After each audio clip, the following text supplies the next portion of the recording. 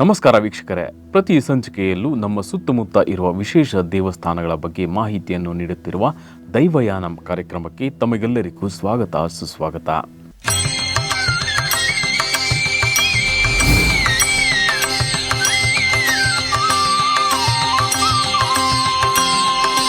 ದೇಶದ ಮೂಲೆ ಮೂಲೆಯಲ್ಲೂ ನಮಗೆ ಕಾಣಸಿಗುವ ದೇವಸ್ಥಾನಗಳೆಂದರೆ ಅದು ಆಂಜನೇಯ ಸ್ವಾಮಿ ದೇವಾಲಯಗಳು.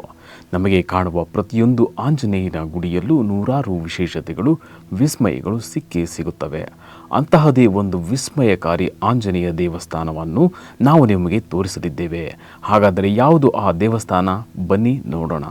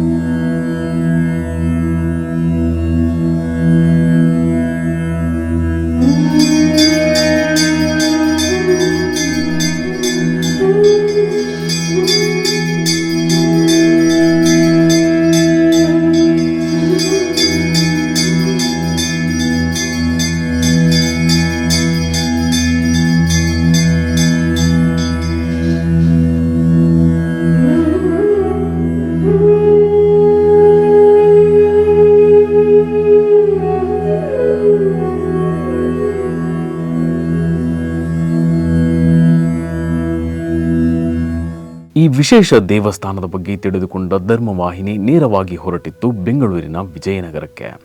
ವಿಜಯನಗರದ ಅತ್ತಿಗುಪ್ಪೆ ಬಳಿಯ ಶ್ರೀ ಪಂಚಮುಖಿ ಆಂಜನೇಯ ಸ್ವಾಮಿ ದೇವಸ್ಥಾನಕ್ಕೆ. ಇದು ಬೆಂಗಳೂರಿನಲ್ಲೇ ಅತ್ಯಂತ ಪ್ರಸಿದ್ಧ ಹಾಗೂ ವಿಸ್ಮಯಕಾರಿ ದೇವಸ್ಥಾನ. ಇಲ್ಲಿನ ವಿಸ್ಮಯಗಳ ಬಗ್ಗೆ ಗೊತ್ತಾದರೆ ನೀವೇ ಶಾಕ್ ಆಗ್ತೀರಾ. ಯಾಕಂದರೆ ಇಲ್ಲಿಗೆ ಬಂದವರು ಹೇಳುವ ಒಂದೊಂದು ಕಥೆಗಳು ಒಂದೊಂದು ವಿಸ್ಮಯಗಳಾಗಿರುತ್ತವೆ. ದೇವಸ್ಥಾನದ ವಿಸ್ಮಯಗಳ ಬಗ್ಗೆ ಅನಂತರದಲ್ಲಿ ಮಾತನಾಡೋಣ. ಇಲ್ಲಿಗೆ ಬಂದ ಭಕ್ತರಿಗೆ ಇಲ್ಲಿನ ಹನುಮ ಯಾವ ರೀತಿ ಅನುಗ್ರಹ ಮಾಡುತ್ತಾರೆ ಅವರಿಂದಲೇ ಕೇಳಿ.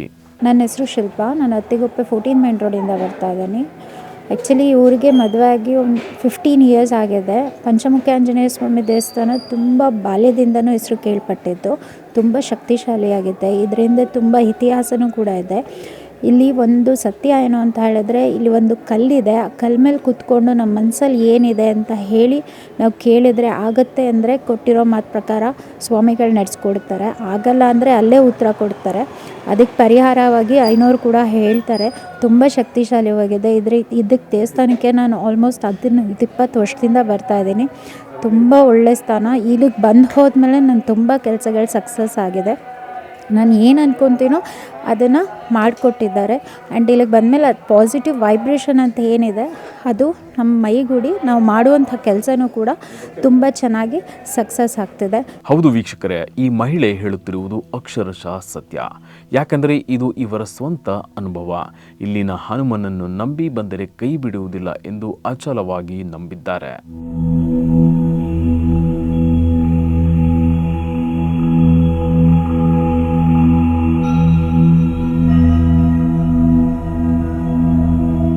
ಈ ಮಹಿಳೆ ದೇವರಲ್ಲಿ ಬೇಡಿಕೊಳ್ಳುತ್ತಿರುವುದನ್ನು ಗಮನಿಸಿ. ಎಷ್ಟು ಭಕ್ತಿಯಿಂದ ಮನಸ್ಸಿನಲ್ಲಿ ಏನೋ ಅಂದುಕೊಂಡು ನೋವಿನಲ್ಲಿ ತನ್ನ ಕಾರ್ಯ ಈಡೇರಲೇಬೇಕು ಎಂದು ತಾನು ನಂಬಿರುವ ದೈವದ ಮೊರೆ ಹೋಗಿದ್ದಾರೆ. ಇದೇ ರೀತಿ ಪ್ರತಿದಿನ ಇಲ್ಲಿಗೆ ನೂರಾರು ಜನರು ಬಂದು ತಮ್ಮ ಕಷ್ಟ ಹೇಳಿಕೊಳ್ಳುತ್ತಾರೆ. ನನ್ನ ಹೆಸರು ರಕ್ಷಿತಾ ಅಂತ. ಇಲ್ಲಿ ಕ್ಲಾಸಸ್ಗೆ ಅಂತ ಬರ್ತಾಯಿದ್ದೆ. ನಮ್ಮ ಮನೆ ಇರೋದು ವಿದ್ಯಾರಣ್ಯಪುರ. ಇಲ್ಲಿ ಕ್ಲಾಸ್ಗೆ ಅಂತ ಬಂದಾಗ ದೇವಸ್ಥಾನ ನೋಡಿತ್ತು. ನಾನು ಇಲ್ಲಿ ಹತ್ತಿರದಲ್ಲಿ ಯಾವುದಿದೆ ಆಂಜನೇಯ ದೇವಸ್ಥಾನ ಅಂತ ಹೇಳಿ ಗೂಗಲಲ್ಲಿ ಸರ್ಚ್ ಮಾಡ್ತಾಯಿದ್ದೆ. ಆವಾಗ ನನಗೆ ಇದು ಸಿಕ್ತು. ಬಂದಮೇಲೆ ನಂಗೆ ತುಂಬ ಇಷ್ಟ ಆಯಿತು. ನಾನು ಲಾಸ್ಟ್ ವೀಕ್ ಬಂದಿದ್ದೆ. ತುಂಬ ಪೀಸ್ಫುಲ್ಲಾಗಿದೆ, ತುಂಬ ಚೆನ್ನಾಗಿದೆ. ಪೂಜೆ ತುಂಬ ಚೆನ್ನಾಗಿ ಮಾಡ್ತಾರೆ ಸಮಾಧಾನವಾಗಿ. ಅದು ನಂಗೆ ತುಂಬ ಇಷ್ಟ ಆಯಿತು. ಅದಕ್ಕೆ ಮತ್ತೆ ಇವತ್ತು ಶನಿವಾರ ಅಂತ ಹೇಳಿ ಬೆಳಗ್ಗೆನೇ ಬಂದು ಕ್ಲಾಸಿಗೆ ಹೋಗ್ತಾ ಇದ್ದೀನಿ. ಇಂದಿನ ಯುವಕ ಯುವತಿಯರು ದೇವರಲ್ಲಿ ನಂಬಿಕೆ ಕಡಿಮೆ ಹೊಂದಿರುತ್ತಾರೆ. ಆಚಾರ ವಿಚಾರಗಳ ಬಗ್ಗೆ ಆಸಕ್ತಿ ಕಡಿಮೆ ಹೊಂದಿರುತ್ತಾರೆ ಎಂದು ಹಿರಿಯರು ಆಗಾಗ ಹೇಳುತ್ತಲೇ ಇರುತ್ತಾರೆ. ಆದರೆ ಈ ಯುವತಿ ಮನಸ್ಸಿಗೆ ನೆಮ್ಮದಿ ಮತ್ತು ಶನಿವಾರ ಆಂಜನೇಯನ ಆರಾಧನೆ ಇರುವುದರಿಂದ ಇಲ್ಲಿಗೆ ಹನುಮಪ್ಪನನ್ನು ಹುಡುಕಿಕೊಂಡು ಬಂದಿದ್ದಾರಂತೆ.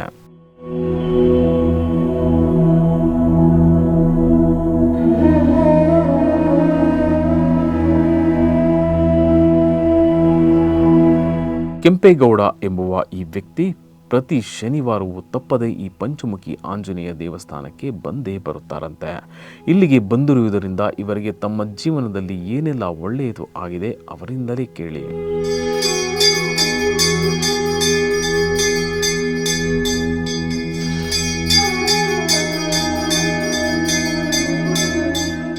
ನಾವು ಪ್ರತಿ ಶನಿವಾರ ಸಾಮಾನ್ಯವಾಗಿ ಪಂಚಮುಖಿ ಆಂಜನೇಯ ಸ್ವಾಮಿಗೆ ಬರ್ತಾ ಇರ್ತೀನಿ. ನಮಗೆ ಎಲ್ಲನೂ ದೇವರು ಒಳ್ಳೇದು ಮಾಡಿದ್ದಾನೆ. ಮನೆ ಕಟ್ಟೋದ್ರಿಂದ ಆಗಲಿ, ಉದ್ಯೋಗದಿಂದ ಆಗಲಿ, ಆಮೇಲೆ ಬೇರೆ ಯಾವ ಮಗನ ಮದುವೆ ವಿಷಯದಲ್ಲಾಗಿರಲಿ, ಯಾವುದೇ ವಿಷಯದಲ್ಲಾಗಿದ್ದರೂ ಕೂಡ ತುಂಬ ಚೆನ್ನಾಗಿ ಆಗಿ ಬಂದಿದೆ. ನಮಗೆ ನಾವು ಏನೇ ಕೋರಿಕೊಂಡ್ರು ನಮಗೆ ಸಂಪೂರ್ಣ ನೆರವೇರಿಸುತ್ತೆ. ಇದಷ್ಟೇ ಅಲ್ಲ, ಇಲ್ಲಿಗೆ ವಿಶೇಷವಾಗಿ ವಿದ್ಯಾರ್ಥಿಗಳು ವಿದ್ಯಾಭ್ಯಾಸ ಮುಗಿಸಿ ಕೆಲಸ ಹುಡುಕುತ್ತಿರುವವರು ಇಲ್ಲಿಗೆ ಬಂದೇ ಬರುತ್ತಾರಂತೆ. ಅರೆ, ಈಗಷ್ಟೇ ನಾವು ಯುವಕ ಯುವತಿಯರಿಗೆ ದೇವರ ಮೇಲೆ ಆಸಕ್ತಿ ಕಡಿಮೆ ಇರುತ್ತದಲ್ಲ ಎಂದು ಹೇಳುತ್ತಿದ್ದೆವು. ಆದರೆ ಈಗ ಇಲ್ಲಿಗೆ ವಿದ್ಯಾರ್ಥಿಗಳೇ ಹೆಚ್ಚಾಗಿ ಬರುತ್ತಾರೆ ಎಂದು ಹೇಳುತ್ತಿದ್ದೇವೆ. ಅದು ಯಾಕೆ ಗೊತ್ತಾ? ಈ ವಿದ್ಯಾರ್ಥಿ ಹೇಳುತ್ತಾರೆ, ಕೇಳಿ. ನನ್ನ ಹೆಸರು ಸಚಿನ್ ಅಂತ. ನಮ್ಮದು ನೇಟಿವ್ ಬಂದು ಕೊಪ್ಪಳ ಡಿಸ್ಟಿಕ್ಕು. ಇಲ್ಲಿ ಸ್ಟೂಡೆಂಟಾಗಿ ಓದ್ತಾ ಇದ್ವಿ. ಇವಾಗ ಜಾಬ್ ಆಯ್ತು ಅಂತ ಹೋಗ್ತಾ ಇದ್ವಿ. ಆಲ್ಮೋಸ್ಟ್ ಎಲ್ಲ ಸ್ಟೂಡೆಂಟ್ಸು ಇಲ್ಲಿ ಪಂಚಮುಖಿ ಆಂಜನೇಯ ಹತ್ರ ಏನಾದರೂ ಒಂದು ಒಳ್ಳೆಯ ಜಾಬ್ ಸಿಗಲಿ ಅಂತ ಬೇಡ್ಕೊಂಡಿರ್ತಾರೆ. ಆಲ್ಮೋಸ್ಟ್ ಅದು ಸಿಕ್ಕ ಮೇಲೆ ಮತ್ತೆ ಬಂದು ತೀರಿಸ್ಕೊಂಡು ಮತ್ತೆ ಹೋಗ್ತಿರ್ತಾರೆ. ಆಲ್ಮೋಸ್ಟ್ ಅದಕ್ಕೆ ತುಂಬ ಫೇಮಸ್ ವಿಜಯನಗರದಲ್ಲಿ. ಎಲ್ಲ ಸ್ಟೂಡೆಂಟ್ಸು ಬರ್ತಾ ಇರ್ತಾರೆ. ಇವರು ಕೇವಲ ಬೆರಳೆಣಿಕೆ ಮಾತ್ರ. ಈ ರೀತಿ ಈ ಪಂಚಮುಖಿ ಆಂಜನೇಯ ಸ್ವಾಮಿಯಿಂದ ಒಳಿತುಕೊಂಡವರು ಸಾವಿರಾರು ಜನ ಇದ್ದಾರೆ. ಇವರೆಲ್ಲರೂ ಹೇಳುವುದು ಒಂದೇ, ನಮ್ಮ ಹನುಮಪ್ಪ ನಮ್ಮನ್ನು ಕೈ ಬಿಡುವುದಿಲ್ಲ ಎನ್ನುವುದು. ನನ್ನ ಹೆಸರು ವಿನೋದ್ ಅಂತ. ನಾನು ಸುಮಾರು ಇಲ್ಲಿ ಒಂದು 7ರಿಂದ 8 ತಿಂಗಳಿಂದ ಕಂಟಿನ್ಯೂಸ್ ಆಗಿ ಈ ದೇವಸ್ಥಾನಕ್ಕೆ ಬರ್ತಾಯಿದ್ದೀನಿ. ಇಲ್ಲೇ ಏನೋ ಒಂಥರ ಪಾಸಿಟಿವ್ ವೈಬ್ ಇದೆ. ತುಂಬ ಸ್ಟೂಡೆಂಟ್ಸ್ಗಳೆಲ್ಲ ಇಲ್ಲಿ ಬರ್ತಾರೆ. ಏನಾದರೂ ಮೈಂಡಲ್ಲಿ ಡಿಸ್ಟ್ರಾಕ್ಷನ್ ಆಗಿರ್ಬೋದು, ತಮ್ಮಲ್ಲಿ ಏನಾದರೂ ಸಮಸ್ಯೆಗಳಿರ್ಬೋದು, ಇಂದ್ರಿಯಗಳ ನಿಗ್ರಹದಲ್ಲಿ ಇರದೇ ಇರ್ಬೋದಾಗಿರ್ಬೋದು, ಅದೆಲ್ಲ ಸಮಸ್ಯೆಗಳಿಗೂ ಪಂಚಮುಖಿ ಆಂಜನೇಯ ದೇವಸ್ಥಾನ ತುಂಬ ಫೇಮಸ್ ಆಗಿರೋ ದೇವಸ್ಥಾನ. ನೀವೇನಾದರೂ ಮನಸ್ಸಲ್ಲಿ ಅದನ್ನು ಅಂದ್ಕೊಂಡ್ರೆ ಮಾಡಿದರೆ 100% ಇಲ್ಲಿ ಖಂಡಿತ ನೆರವೇರಿಸುತ್ತೆ. ಆದರೆ ನನಗೆ ಸಿಕ್ಕಿರೋ ಪ್ರಕಾರ ಇಲ್ಲಿ ನನಗೆ ತುಂಬ ಪಾಸಿಟಿವ್ ವೈಬ್ ಇರುತ್ತೆ. ಎಂಥ ಸಮಸ್ಯೆ, ದೊಡ್ಡ ಸಮಸ್ಯೆ ಇದ್ದರೂ ಕೂಡ ಇಲ್ಲಿ ಪರಿಹಾರ ಆಗುತ್ತೆ. ತುಂಬ ಚೆನ್ನಾಗಿದೆ, ದೇವಸ್ಥಾನಕ್ಕೆ ಬನ್ನಿ. ನನ್ನ ಹೆಸರು ಪ್ರಸಾದ್ ಜೈನ್ ಅಂತ, ವಕೀಲರು. ನಾವು ರಾಯಚೂರಿಂದ ಬಂದಿರೋದು. ನಾವು ಸುಮಾರು 18 ವರ್ಷದಿಂದ ಬರ್ತಾಯಿದ್ದೀವಿ. ಇಲ್ಲಿ ಮುಂಚೆ ಬಂದಾಗಿನಿಂದ ನಮಗೆಲ್ಲ ಒಳ್ಳೆಯದಾಗ್ತಾಯಿದೆ. ಅದಕ್ಕಾಗಿ ಎವ್ರಿ ಟೈಮ್ ಬಂದಾಗೆಲ್ಲ ಪಂಚಮುಖಿ ಆಂಜನೇಯಗೆ ಬಂದು ನಮಸ್ಕಾರ ಮಾಡಿ ಹೋಗ್ತಾಯಿದ್ದೇವೆ. ಓಂ ಹಂ ಹನುಮತೆ ನಮಃ. ನಾನು ಮೊದಲನೇ ಸರಿ ಈ ದೇವಸ್ಥಾನಕ್ಕೆ ಬರ್ತಾ ಇರೋದು. ತುಂಬ ಕೇಳಿದ್ದೀನಿ ಈ ದೇವಸ್ಥಾನದ ಬಗ್ಗೆ. ತುಂಬ ಜನ ಸೋಷಿಯಲ್ ಮೀಡಿಯಾದಲ್ಲಿ ಇದ್ರ ಬಗ್ಗೆ ಹೇಳಿದ್ದಾರೆ. ಹಾಗಾಗಿ ಈ ದೇವಸ್ಥಾನಕ್ಕೆ ಮೊದಲೇ ಸರಿ ಬರ್ತಾ ಇದ್ದೀನಿ. ತುಂಬ ಚೆನ್ನಾಗಿ ಅನ್ನಿಸ್ತಾ ಇದೆ. ತುಂಬ ಒಂಥರ ಭಕ್ತಿ ಮನಸ್ಸಿನಿಂದ ಬರ್ತಾ ಇದೆ. ಪಂಚಮುಖಿ ಆಂಜನೇಯ ಅಂದರೆ ಪಂಚ ದಿಕ್ಕುಗಳಿಂದ ಬರೋ ಒಂದು ಕಷ್ಟಗಳನ್ನು ನಿವಾರಿಸ್ತಾನೆ ಅನ್ನೋ ಒಂದು ಭಾವನೆಯಲ್ಲಿ ಈ ದೇವಸ್ಥಾನಕ್ಕೆ ನಾನು ಬಂದಿದ್ದೀನಿ. ಮೊದಲನೇ ದರ್ಶನದಲ್ಲೇ ನಮಗೆ ಒಂದು ಪಾಸಿಟಿವ್ ವೈಬ್ಸು ಇಲ್ಲಿ ಗೋಚರಿಸ್ತಾ ಇದೆ. ಸೊ ಇಲ್ಲಿ ನಾವು ಆಂಜನೇಯನ ತುಂಬ ವರ್ಷದಿಂದ ಪ್ರಾರ್ಥನೆ ಮಾಡ್ಕೊಂಡು ಬಂದಿದ್ದೀವಿ. ಹೂವಿನ ಪ್ರಸಾದನ ಅನುಗ್ರಹಿಸಿದ್ದಾರೆ ಸ್ವಾಮಿಯವರು. ಹೀಗೆ ಅಭಿವೃದ್ಧಿಗೆ ಸ್ವಾಮಿಯ ಆಶೀರ್ವಾದ ಪಡ್ಕೊಳ್ತೀವಿ. ಒಂದು ಕಡೆ ಇಲ್ಲಿಗೆ ಬರುವ ಭಕ್ತರ ನಂಬಿಕೆ ಅಪಾರವಾಗಿದ್ದರೆ, ಇನ್ನೊಂದು ಕಡೆ ವಿಸ್ಮಯವೂ ಇದೆ. ಇದನ್ನು ನೋಡಿದರೆ ನೀವೇ ಆಶ್ಚರ್ಯಚಕಿತರಾಗುತ್ತೀರಿ. ಯಾಕೆಂದರೆ ಒಂದು ಕಡೆ ನಿಮ್ಮ ಸಮಸ್ಯೆಗಳಿಗೆ ಪರಿಹಾರ ನೀಡುವ ಈ ಪಂಚಮುಖಿ ಆಂಜನೇಯ ನಿಮ್ಮ ಕೆಲಸ ಆಗುತ್ತಾ ಅಥವಾ ಇಲ್ಲವಾ ಎಂಬುದನ್ನು ಕ್ಷಣ ಮಾತ್ರದಲ್ಲಿ ತಿಳಿಸುತ್ತಾರೆ. ಅದು ಹೇಗೆ ಗೊತ್ತಾ? ರಾಜೇಶ್ ಅಂತ ಹೇಳಿಬಿಟ್ಟು, ನಾವು ನಾಗರಬಾವಿಯವರು. ಪಂಚಮುಖಿ ಆಂಜನೇಯ ಸ್ವಾಮಿ ಸನ್ನಿಧಿಗೆ ಪ್ರತಿ ಶನಿವಾರ ಬರ್ತಾ ಇರ್ತೀವಿ.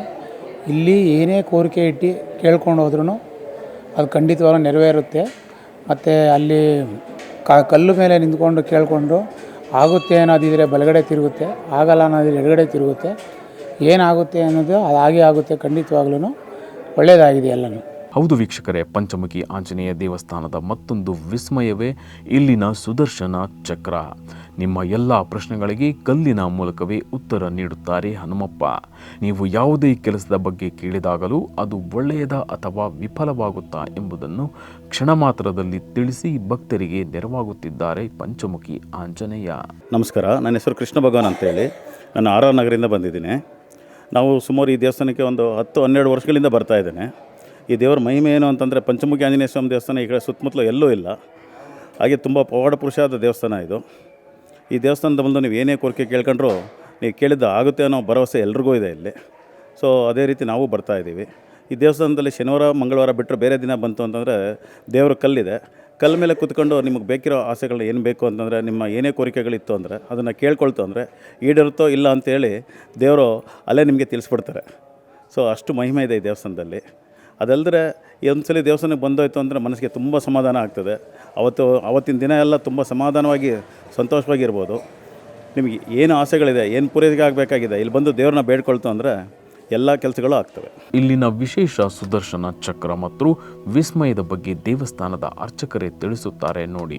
ಹರಿ ಓಂ ಶ್ರೀಮತೆ ರಾಮಾನುಜಾಯ ನಮಃ. ಪಂಚಮುಖಿ ಆಂಜನೇಯ ಸ್ವಾಮಿಯೇ ನಮೋ ನಮಃ. ಪಂಚಮುಖಿ ಆಂಜನೇಯ ಸ್ವಾಮಿ ದೇವಸ್ಥಾನದ ಬಗ್ಗೆ ಹೇಳಬೇಕು ಅಂತ ಹೇಳಿದ್ರೆ, ಇದು ವಿಜಯನಗರದ ಅತ್ತಿಗುಪ್ಪೆ ಬಡಾವಣೆಯಲ್ಲಿದೆ.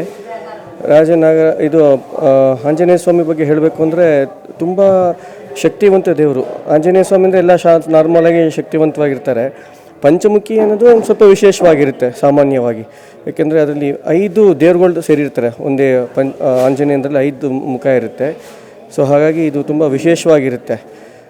ಹಾಗಾಗಿ ಎಲ್ಲ ಕಡೆ ಜಾಸ್ತಿ ಸಿಗೋದಿಲ್ಲ ಪಂಚಮುಖಿ, ಕೆಲವು ಕಡೆ ಅಷ್ಟೇ ಇರ್ತವೆ ದೇವಸ್ಥಾನಗಳು. ಅದರಲ್ಲಿ ಇದು ವಿಶೇಷತೆ ಏನಂದರೆ, ಇದರಲ್ಲಿ ನಮ್ಮ ಗುಂಡಪ್ಪ ದೇವರು ಅಂತ ಒಂದಿದೆ. ಅದು ಹೇಗೆ ಅಂತ ಹೇಳಿದ್ರೆ, ನಿಮ್ಮ ಎಲ್ಲ ಇಷ್ಟಾರ್ಥಗಳನ್ನು ಆಗುವಂಥ ಕೆಲಸಗಳು ಏನೇ ಇದ್ರೂ ಆಗುತ್ತೆ ಆಗಲ್ಲ ಅನ್ನೋದು ಎರಡೂ ಹೇಳುತ್ತೆ ನಿಮಗೆ. ಅದು ಅಂದರೆ ಆಗಬೇಕು ಅನ್ನೋಂಗಿತ್ತು ಅಂದರೆ ನಿಮ್ಮ ಕೇಳ್ಕೊಂಡಿರೋ ಬಲಗಡೆಗೆ ತಿರ್ಕೊಡುತ್ತೆ. ನಿಮ್ಮ ಮನಸ್ಸು ಹೋಗಬೇಕೋ ಬೇಡವೋ ಅಂತ ಅನ್ನೋ ಥರ ಇರುತ್ತೆ. ಅದಕ್ಕೆ ಸ್ಪಷ್ಟವಾಗಿ ಉತ್ತರ ಕೊಡುವಂಥದ್ದು ಈ ಆಂಜನೇಯನಿರುತ್ತೆ.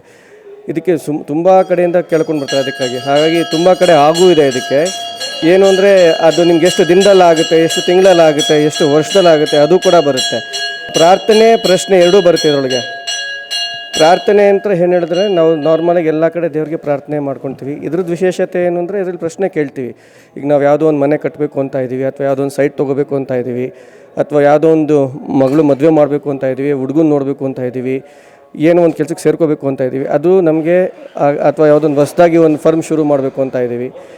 ಅದರಿಂದ ಅದು ನಾವು ಮಾಡಬೇಕು ಅಂತ ಇದ್ದರೆ ಅದ್ರ ಬಲಗಡೆಗೆ ಬಂತು ಅಂದರೆ ನೀವು ಧೈರ್ಯವಾಗಿ ಮುನ್ನುಗ್ಬೋದು. ಎಷ್ಟೋ ಜನಕ್ಕೆ ಅದು ಪ್ರಾಕ್ಟಿಕಲಾಗಿ ಆಗಿರೋವಂಥದ್ದಿದೆ. ಅದು ಬಂದು ಪೂಜೆ ಮಾಡಿಸ್ಕೊಂಡು ಹೋಗ್ತಾರೆ. ಮತ್ತು ಮದುವೆ ಆಗದಿರೋರು ಕಂಕಣ ಭಾಗ್ಯದ ಅದು ಕೇಳ್ಕೊಂಬರ್ತಾರೆ. ಮತ್ತು ಮಕ್ಕಳಾಗದಿರೋರಿಗೆ ತೊಟ್ಲು ಭಾಗ್ಯ ಅಂತಿದೆ, ಅದು ಬರ್ತಾರೆ. ಅದು ಎಲ್ಲ ಕೇಳ್ಕೊಂಡಿದ್ರೆ ಎಲ್ಲರಿಗೂ ಆಗಿದೆ. ಆಗದೆ ಇರೋದು ಏನಾದ್ರು ಇತ್ತು ಅಂದರೆ ಅದಕ್ಕೂ ಒಂದು ಕಾರಣ ಇರುತ್ತೆ. ಈಗ ನೀವು ಮನೆ ಮಾರಬೇಕು ಅಂತ ಇಟ್ಕೊಂಡಿರ್ತೀರ, ಅದು ಎಡಗಡೆಗೆ ತಿರುಗಿದ್ರೆ ಅದ್ರದ್ದು ಬೇಡ ಅಂತ ಇರುತ್ತೆ. ಅಂದರೆ ಅದರಿಂದ ನಿಮ್ಗೆ ಒಳ್ಳೇದಾಗೋ ಥರ ಇರುತ್ತೆ. ಸೊ ಹಾಗಾಗಿ ಆಂಜನೇಯ ಅದಕ್ಕೆ ಬೇಡ ಅಂತ ಕೊಟ್ಟಿರ್ತಾನೆ ನಿಮಗೆ.